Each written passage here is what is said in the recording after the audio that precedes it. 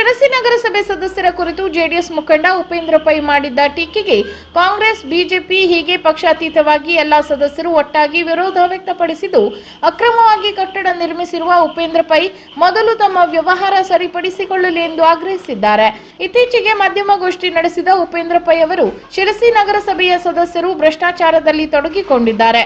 ರಾತ್ರಿ 6 ರಿಂದ 7 ಗಂಟೆಯ ನಂತರ ನಗರಸಭೆಗೆ ಹೋಗಿ ಕೆಲಸ ಮಾಡುತ್ತಾರೆ. ಫಾರ್ಮ್ ನಂಬರ್ 3 ಮಾಡಿಕೊಡಲು ಹಣ ಪಡೆಯುತ್ತಾರೆ ಸೇರಿದಂತೆ ಇನ್ನಿತರ ಟೀಕೆ ಮಾಡಿದ್ದರು. ಈ ಕುರಿತು ನಗರಸಭೆಯಲ್ಲಿ ಶುಕ್ರವಾರ ಬಹುತೇಕ ಎಲ್ಲಾ ಸದಸ್ಯರು ಒಗ್ಗಟ್ಟಾಗಿ ಮಾಧ್ಯಮದವರೊಂದಿಗೆ ಮಾತನಾಡಿ ಪೈ ಹೇಳಿಕೆಯನ್ನು ಖಂಡಿಸಿದ್ದಾರೆ.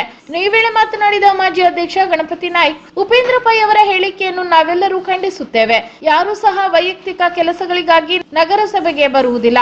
ಫಾರ್ಮ್ ನಂಬರ್ 3 ವಿಷಯದಲ್ಲಿ ಯಾವ ಸದಸ್ಯರು ಮೂಗು ತೂರಿಸುವುದಿಲ್ಲ. ಇಲ್ಲಿ ಜನರಿಗಾಗಿ ಸದಸ್ಯರು ಸಾಮಾಜಿಕ ಕೆಲಸ ಮಾಡುತ್ತಾರೆ. ಅನಿವಾರ್ಯತೆ ಇದ್ದಾಗ ಸಂಜೆಯ ವೇಳೆ ವಾರ್ಡ್ನ ಕೆಲಸಗಳಿಗಾಗಿ ಭೇಟಿ ನೀಡುತ್ತಾರೆ. ಯಾರೂ ಸಹ ಭ್ರಷ್ಟಾಚಾರದಲ್ಲಿ ತೊಡಗಿಕೊಂಡಿಲ್ಲ. ಉಪೇಂದ್ರ ಪೈ ಅವರ ಹೇಳಿಕೆ ತಪ್ಪಾಗಿದ್ದು, ಅವರು ನಗರಸಭೆ ಸದಸ್ಯರ ಕ್ಷಮೆ ಕೇಳಬೇಕೆಂದು ಆಗ್ರಹಿಸಿದರು. ಇನ್ನೋರ್ವ ಮಾಜಿ ಅಧ್ಯಕ್ಷ ಪ್ರದೀಪ್ ಶೆಟ್ಟಿ ಮಾತನಾಡಿ, ಫಾರ್ಮ್ ನಂಬರ್ 3ರಲ್ಲಿ ಅಕ್ರಮ ಹುಟ್ಟಿಕೊಂಡಿರುವುದೇ ಉಪೇಂದ್ರ ಪೈ ಅಂತವರ ರಿಯಲ್ ಎಸ್ಟೇಟ್ ವ್ಯವಹಾರಗಳಿಂದ. ಅವರು ನಡೆಸುತ್ತಿರುವ ಕಟ್ಟಡಗಳಿಗೆ ಸರಿಯಾದ ಪರವಾನಗಿಯೂ ಇಲ್ಲ. ಈ ಹಿಂದೆ ನೋಟಿಸ್ ಸಹ ನೀಡಲಾಗಿದೆ. ಆದರೆ ಈಗ ನಗರಸಭೆ ಸದಸ್ಯರ ಕುರಿತು ಟೀಕಿಸುತ್ತಾರೆ. ಇವರು ಮೊದಲು ಅಕ್ರಮ ವ್ಯವಹಾರವನ್ನು ಬಿಡಲಿ, ಆಮೇಲೆ ಇನ್ನೊಬ್ಬರ ಬಗ್ಗೆ ಹೇಳಿಕೆ ನೀಡಲಿ ಎಂದು ತಿಳಿಸಿದರು. ಇನ್ನು ಈ ವೇಳೆ ಸದಸ್ಯ ಹಾಗೂ ಬಿಜೆಪಿ ನಗರ ಮಂಡಳ ಅಧ್ಯಕ್ಷ ಆನಂದ್ ಸಾಲೇರ್ ಮಾತನಾಡಿ, ಪೈ ಉಲ್ಲೇಖಿಸಿರುವ 15 ಸದಸ್ಯರು ಯಾರು ಎಂದು ಹೆಸರು ಹೇಳಲಿ, ಇಲ್ಲದೆ ಹೋದಲ್ಲಿ ಎಲ್ಲರೂ ಸೇರಿ ಕಾನೂನು ಹೋರಾಟ ಮಾಡುತ್ತೇವೆ ಎಂದರು. ಈ ವೇಳೆ ಸದಸ್ಯ ಖಾದರ್ ಅನ್ವಟ್ಟಿ, ಸ್ಥಾಯಿ ಸಮಿತಿ ಅಧ್ಯಕ್ಷರಾದ ಕುಮಾರ್ ಬೋರ್ಕರ್ ಸೇರಿದಂತೆ ಚುನಾವಣೆಗೆ ಆಯ್ಕೆಯಾದ ಸದಸ್ಯರು, ನಾಮನಿರ್ದೇಶಿತ ಸದಸ್ಯರು ಉಪಸ್ಥಿತರಿದ್ದರು. ಅಬ್ಬರದಿಂದ ಸುರಿಯುತ್ತಿರುವ ಮಳೆಯಿಂದಾಗಿ ಶಿವಳ್ಳಿ ಹೆಗಡೆಕಟ್ಟ ಫಿರ್ಕಾದ ಶಿವಳ್ಳಿ ಗ್ರಾಮದ ಹೆಗಡೆಕಟ್ಟ ಮಜರೆಯ ಅಬ್ದುಲ್ ಜಬ್ಬಾರ್ ಹಸನ್ ಸಾಬ್ ಅವರ ಮನೆಯು ಸಂಪೂರ್ಣ ಕುಸಿದು ಬಿದ್ದಿದ್ದು, ಯಾವುದೇ ರೀತಿಯ ಜೀವಹಾನಿ ಸಂಭವಿಸಿಲ್ಲ. ಇನ್ನು ಅಂದಾಜು 4 ಲಕ್ಷ ರೂಪಾಯಿ ಹಾನಿ ಸಂಭವಿಸಿರಬಹುದೆಂದು ಅಂದಾಜಿಸಲಾಗಿದ್ದು, ಕಚ್ಚಾ ಮನೆ ಪೂರ್ಣ ಹಾನಿಯಾಗಿದೆ. ಉತ್ತರ ಕನ್ನಡ ಜಿಲ್ಲೆಯ ಜಿಲ್ಲಾಧಿಕಾರಿಯಾಗಿ ಜನಪರವಾದ ಕೆಲಸ ಕಾರ್ಯಗಳ ಮೂಲಕ ಜನರ ಗಮನ ಸೆಳೆದಿದ್ದ ಶ್ರೀಮತಿ ಗಂಗೂಬಾಯಿ ಮಾನ್ಕರ್ ವರ್ಗಾವಣೆಗೊಂಡಿದ್ದು, ಅವರ ಸ್ಥಾನಕ್ಕೆ ಜಿಲ್ಲಾಧಿಕಾರಿ ಶ್ರೀಮತಿ ಕೆ ಲಕ್ಷ್ಮೀಪ್ರಿಯಾ ಇವರನ್ನು ನೇಮಕ ಮಾಡಲಾಗಿದೆ.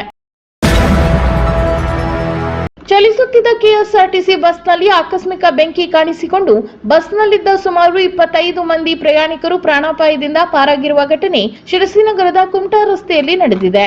ಈ ಬಸ್ಸು ಮುರುಡೇಶ್ವರದಿಂದ ಶಿರಸಿ ಮಾರ್ಗವಾಗಿ ಹುಬ್ಬಳ್ಳಿ ಮೂಲಕ ಅಥಣಿಗೆ ಚಲಿಸುತ್ತಿದ್ದ ವೇಳೆ ಬೆಂಕಿ ಶಿರಸಿ ನಗರದಲ್ಲಿ ಬಸ್ ಹಿಂಬದಿಯಲ್ಲಿ ಕಾಣಿಸಿಕೊಂಡಿದೆ. ಪರಿಣಾಮ ಪ್ರಯಾಣಿಕರು ಒಂದು ಕ್ಷಣ ಭಯಭೀತರಾಗಿದ್ದು, ತಕ್ಷಣ ಬಸ್ ಚಾಲಕ ಸ್ಥಳದಲ್ಲೇ ಬಸ್ ನಿಲ್ಲಿಸಿ ಬಸ್ನಲ್ಲಿದ್ದ ಪ್ರಯಾಣಿಕರು ಬಸ್ ಇಳಿದಿದ್ದು, ಇದರಿಂದಾಗಿ ಎಲ್ಲರೂ ಪ್ರಾಣಾಪಾಯದಿಂದ ಪಾರಾಗಿದ್ದಾರೆ. ಇನ್ನು ಪ್ರಯಾಣಿಕರು ಬಸ್ನಿಂದ ಕೆಳಗೆ ಇಳಿಯುತ್ತಿದ್ದಂತೆ ಹಿಂಬದಿ ಟೈರ್ ಸ್ಫೋಟಗೊಂಡಿದೆ. ಇನ್ನು ತಕ್ಷಣ ಸ್ಥಳಕ್ಕೆ ಆಗಮಿಸಿದ ಅಗ್ನಿಶಾಮಕ ದಳದ ಸಿಬ್ಬಂದಿಗಳು ಬೆಂಕಿ ನಂದಿಸಿದ್ದು, ಪ್ರಯಾಣಿಕರನ್ನು ಬೇರೆ ಬಸ್ನಲ್ಲಿ ಕಳುಹಿಸಲಾಗಿದೆ. ಟ್ಯೂಷನ್ಗೆ ಹೋಗುತ್ತಿದ್ದ ಬಾಲಕಿಗೆ ಅಪರಿಚಿತ ಕಾರು ಗುದ್ದಿದ್ದು, ಕಾರು ಚಾಲಕ ಪರಾರಿಯಾಗಿದ್ದಾನೆ. ಇನ್ನು ಶಿರಸಿಯ ಮಹಾಸತಿ ದೇವಸ್ಥಾನದ ಬಳಿ ಟೇಲರ್ ವೃತ್ತಿ ಮಾಡುತ್ತಿರುವ 44 ವರ್ಷದ ಲಲಿತಾ ಮೆರವಾಡಿ ಎಂಬಾತರು ಜುಲೈ 3ರಂದು ತಮ್ಮ ಮಗಳನ್ನು ಸ್ಕೂಟಿಯಲ್ಲಿ ಕೂರಿಸಿಕೊಂಡು ಯಲ್ಲಾಪುರ ನಾಕಾ ಬಳಿ ಇರುವ ಟ್ಯೂಷನ್ಗೆ ಹೊರಟಿದ್ದರು. ಆಗ ಯಲ್ಲಾಪುರ ಕಡೆಯಿಂದ ಬಂದ ಅಪರಿಚಿತ ವ್ಯಕ್ತಿ ಆಶಾಪ್ರಭು ಆಸ್ಪತ್ರೆ ಬಳಿ ತನ್ನ ಕಾರನ್ನು ಸ್ಕೂಟಿಗೆ ಗುದ್ದಿದ್ದು, ಸ್ಕೂಟಿಯಲ್ಲಿ ಹಿಂದೆ ಕೂತಿದ್ದ ಬಾಲಕಿಗೆ ಗಾಯವಾಗಿದೆ. ಜೊತೆಗೆ ಲಲಿತಾ ಅವರಿಗೂ ಪೆಟ್ಟಾಗಿದೆ. ಇನ್ನು ಅಪಘಾತದಿಂದ ಬೆದರಿದ ಕಾರು ಚಾಲಕ ಗಾಯಗೊಂಡವರನ್ನು ಆಸ್ಪತ್ರೆಗೂ ಸೇರಿಸಿಲ್ಲ, ಪೊಲೀಸ್ ಠಾಣೆಗೂ ಮಾಹಿತಿ ನೀಡಿಲ್ಲ. ಆತ ತಕ್ಷಣ ಅಲ್ಲಿಂದ ಪರಾರಿಯಾಗಿದ್ದು, ನೊಂದವರು ಇದೀಗ ಪೊಲೀಸ್ ಠಾಣೆಗೆ ತೆರಳಿ ದೂರು ನೀಡಿದ್ದಾರೆ. ಕಾಫಿ ಮತ್ತು ಕಾಳು ಮೆಣಸು ಮಾಹಿತಿ ಕಾರ್ಯಾಗಾರವು ಇತ್ತೀಚೆಗೆ ಟಿಎಂಎಸ್ ಭವನದಲ್ಲಿ ಯಶಸ್ವಿಯಾಗಿ ನೆರವೇರಿತು. ಇನ್ನು ಟಿಎಂಎಸ್ ಆಯೋಜಿಸಿದ್ದ ಈ ಕಾರ್ಯಕ್ರಮದಲ್ಲಿ ವಿಷಯ ತಜ್ಞರಾಗಿ ಬಾಳೆಹೊನ್ನೂರಿನ ಕೇಂದ್ರೀಯ ಕಾಫಿ ಸಂಶೋಧನಾ ಸಂಸ್ಥೆ ವಿಜ್ಞಾನಿಗಳಾದ ಬಾಳೆಹೊನ್ನೂರಿನ ಕೇಂದ್ರೀಯ ಕಾಫಿ ಸಂಶೋಧನಾ ಸಂಸ್ಥೆಯ ವಿಜ್ಞಾನಿಗಳು ಮತ್ತು ಜಂಟಿ ನಿರ್ದೇಶಕರಾದ ಡಾಕ್ಟರ್ ಜೆಎಸ್ ನಾಗರಾಜ್, ಬೇಸಾಯ ಶಾಸ್ತ್ರದ ಮುಖ್ಯಸ್ಥರಾದ ಡಾಕ್ಟರ್ ಬಾಬು ಹಾಗೂ ಸಸ್ಯ ತಳಿ ಶಾಸ್ತ್ರದ ವಿಜ್ಞಾನಿಗಳಾದ ಡಾಕ್ಟರ್ ಹರ್ಷ ಇವರುಗಳು ಮತ್ತು ಕಾಳು ಮೆಣಸಿನ ಬೆಳೆಗಾರರು, ಕೃಷಿ ತಜ್ಞ ರಾಜೇಂದ್ರ ಹೆಗಡೆ ಸಾಲ್ಕಣಿ ಭಾಗವಹಿಸಿದ್ದರು.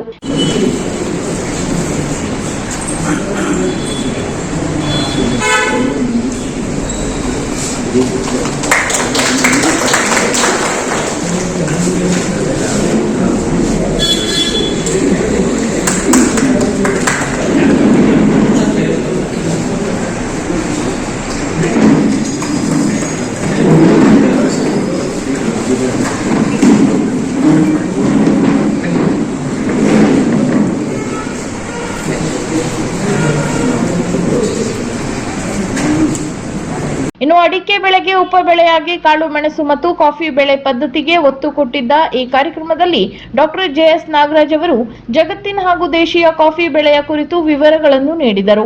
ಅಲ್ಲದೆ ಕಸಿ ಕಾಳು ಮೆಣಸನ್ನು ಬೆಳೆದು ಯಶ ಕಂಡಿರುವ ಪ್ರಗತಿಪರ ಕೃಷಿಕರಾದ ರಾಜೇಂದ್ರ ಹೆಗಡೆ ಸಾಲ್ಕಣಿಯವರು ತಮ್ಮ ಕಸಿ ಕಾಳು ಮೆಣಸು ಕೃಷಿಯ ಅನುಭವಗಳನ್ನು ಹಂಚಿಕೊಂಡರು. ಇನ್ನು ಟಿಎಂಎಸ್ನ ಅಧ್ಯಕ್ಷ ಜಿಟಿ ಹೆಗಡೆ ತಟ್ಟಿಸರ ಅವರು ಕಾರ್ಯಕ್ರಮದ ಅಧ್ಯಕ್ಷತೆ ವಹಿಸಿದ್ದು, ಈ ವೇಳೆ ಉಪಾಧ್ಯಕ್ಷ ಜಿಎಂ ಹೆಗಡೆ ಮುಳುಕಂಡ, ಮಾಜಿ ಅಧ್ಯಕ್ಷ ಹಾಗೂ ಹಾಲಿ ನಿರ್ದೇಶಕ ಜಿಎಂ ಹೆಗಡೆ ಹುಳುಗೋಳ ಉಪಸ್ಥಿತರಿದ್ದರು.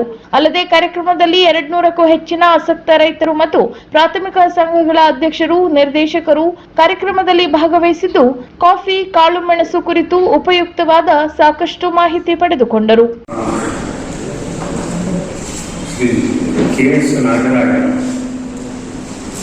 ಜಂಟಿ ನಿರ್ದೇಶಕರು, ಸಂಶೋಧನೆ ಕೇಂದ್ರೀಯ ಕಾಫಿ ಸಂಶೋಧನಾ ಡಾಕ್ಟರ್ ಬಾಬು, ಮುಖ್ಯಸ್ಥರು ಬೇಸಾಯ ಶಾಸ್ತ್ರ ಕೇಂದ್ರೀಯ ಕಾಫಿ ಸಂಶೋಧನಾ ಸಂಸ್ಥೆ ಬಾಳೆಹೊನ್ನೂರು ಮತ್ತು ಡಾಕ್ಟರ್ ಶ್ರೀಹರ್ಷ, ವಿಜ್ಞಾನಿಗಳು ಹಾಗೂ ಸಸ್ಯ ತಳಿ ಶಾಸ್ತ್ರ ಕೇಂದ್ರೀಯ ಕಾಫಿ ಸಂಶೋಧನಾ ಸಂಸ್ಥೆ ಬಾಳೆಹೊನ್ನೂರು ಮತ್ತು ನಮ್ಮ ಸ್ಥಾನಿಕವಾಗಿ ಒಳ್ಳೆಯ ಕೃಷಿಕರಾಗಿರುವಂಥ ಅತ್ಯಂತ ಕ್ರಿಯಾಶೀಲ ಐಎಎಸ್ ಅಧಿಕಾರಿ ಎಂ ರೋಷನ್ ಬೆಳಗಾವಿ ಜಿಲ್ಲಾಧಿಕಾರಿಯಾಗಿ ನೇಮಕವಾಗಿದ್ದಾರೆ. ಹುಬ್ಬಳ್ಳಿಯಲ್ಲಿ ಹೆಸ್ಕಾಂ ಎಂಡಿ ಆಗಿದ್ದ ಎಂ ರೋಷನ್ ಈ ಹಿಂದೆ ಉತ್ತರ ಕನ್ನಡ ಜಿಲ್ಲಾ ಪಂಚಾಯತ್ ಮುಖ್ಯಾಧಿಕಾರಿಯೂ ಆಗಿದ್ದರು. ಹೆಸ್ಕಾಂನ ಎಂಡಿ ಆಗಿ ಅಧಿಕಾರ ಸ್ವೀಕರಿಸಿದ ನಂತರ ಮಾನವೀಯ ನೆಲೆಯಲ್ಲಿ ಸಾಕಷ್ಟು ಸಮಸ್ಯೆಗಳನ್ನು ಇವರು ಬಗೆಹರಿಸಿದ್ದರು. ಹೀಗಾಗಿ ಉತ್ತರ ಕನ್ನಡ ಜಿಲ್ಲೆಯ ಜನರೊಂದಿಗೆ ಅವರು ಭಾವನಾತ್ಮಕ ಸಂಬಂಧವನ್ನು ಹೊಂದಿದ್ದಾರೆ.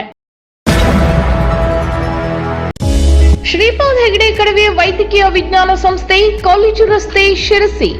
ಜುಲೈ ತಿಂಗಳಲ್ಲಿ ಭೇಟಿ ನೀಡುವ ತಜ್ಞ ವೈದ್ಯರು ಡಾಕ್ಟರ್ ರಘುಪ್ರಸಾದ್ ಎಸ್, ಹೃದಯ ರೋಗ ತಜ್ಞರು, ಡಾಕ್ಟರ್ ಶೇಷಗಿರಿ ರಾವ್, ಕ್ಯಾನ್ಸರ್ ತಜ್ಞರು, ಡಾಕ್ಟರ್ ಬಸವರಾಜೇಂದ್ರ ಎಸ್, ರಕ್ತನಾಳ ಶಸ್ತ್ರಚಿಕಿತ್ಸಕರು, ಡಾಕ್ಟರ್ ಆದರ್ಶ ಹೆಗಡೆ, ಕ್ಯಾನ್ಸರ್ ರೋಗ ತಜ್ಞರು, ಡಾಕ್ಟರ್ ಶಶಾಂಕ್ ಕರಿ, ರಕ್ತನಾಳ ಶಸ್ತ್ರಚಿಕಿತ್ಸಕರು, ಡಾಕ್ಟರ್ ಸಾಯಿ ಸೂರಜ್ ಕೊಟೆರಾ, ಹೃದಯ ರೋಗ ಮತ್ತು ಹೃದಯ ಕಸಿ ಶಸ್ತ್ರಚಿಕಿತ್ಸಕರು, ಡಾಕ್ಟರ್ ಗುರುಪ್ರಸಾದ್ ಪೂಜಾರ್, ನರ, ಮೆದುಳು ಹಾಗೂ ಮೂರ್ಛೆ ರೋಗ ತಜ್ಞರು, ಡಾಕ್ಟರ್ ಸುನಿಲ್ ಮಳಗಿ, ನರ ಶಸ್ತ್ರಚಿಕಿತ್ಸಕರು, doctor Lakshminarayan S Bhat, surgical gastroenterologist, doctor Roshan Sagarkar, ವಕ್ರದಂತ ಶಸ್ತ್ರಚಿಕಿತ್ಸಕರು, ಡಾಕ್ಟರ್ ವಿಶ್ವಾಸ್ ಪೈ, ಕ್ಯಾನ್ಸರ್ ಶಸ್ತ್ರಚಿಕಿತ್ಸಕರು, ಡಾಕ್ಟರ್ ಮಂಜುನಾಥ್ ಎಸ್ ಪಂಡಿತ್, ಹೃದಯ ರೋಗ ತಜ್ಞರು, ಡಾಕ್ಟರ್ ದಿವಾಕರ್ ಭಟ್, ಹೃದಯ ರೋಗ ಮತ್ತು ಹೃದಯ ಕಸಿ ಶಸ್ತ್ರಚಿಕಿತ್ಸಕರು, ಡಾಕ್ಟರ್ ವೆಂಕಟೇಶ್ ಮೊಗೇರ್, ಮೂತ್ರಪಿಂಡ ತಜ್ಞರು ಹಾಗೂ ಡಾಕ್ಟರ್ ವೀರಣ್ಣ ಗಡಾತ್, ನರ, ಮೆದುಳು ಹಾಗೂ ಮೂರ್ಛೆ ರೋಗ ತಜ್ಞರು.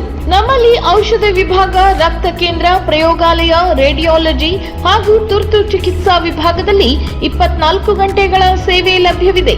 ಅಲ್ಲದೆ angiogram, angioplasty, Exo, TMT, holder ಸೇವೆಗಳು ಸಹ ಲಭ್ಯವಿದೆ. ಸೂಚನೆ: ನಮ್ಮ ಆಸ್ಪತ್ರೆಯ ಪ್ರಯೋಗಾಲಯದಲ್ಲಿ ಪಿಎಸ್ಎ, ವಿಟಮಿನ್ ಬಿ12, ಡಿ3 ಮತ್ತು ಬಿಎನ್ಪಿ ಪರೀಕ್ಷೆ ಕೂಡ ಮಾಡಲಾಗುವುದು. ಅಲ್ಲದೆ ಟಿಎಸ್ಎಸ್ ರೈತ ರಕ್ಷಾ ಕವಚ ವಿಮೆಯ ಫಲಾನುಭವಿಗಳು ನಮ್ಮ ಆಸ್ಪತ್ರೆಯಲ್ಲಿ ಒಳರೋಗಿಗಳಾಗಿ ದಾಖಲಾದಲ್ಲಿ ವಿಮೆಯ ಸದುಪಯೋಗ ಪಡೆದುಕೊಳ್ಳಬಹುದು. ಹೆಚ್ಚಿನ ಮಾಹಿತಿಗಾಗಿ ಸಂಪರ್ಕಿಸಿ ಶ್ರೀಪಾದ್ ಹೆಗಡೆ ಕಡವೆ ವೈದ್ಯಕೀಯ ವಿಜ್ಞಾನ ಸಂಸ್ಥೆ, ಕಾಲೇಜು ರಸ್ತೆ, Sirsi. Phone number 08382348443, mobile number 8431992801.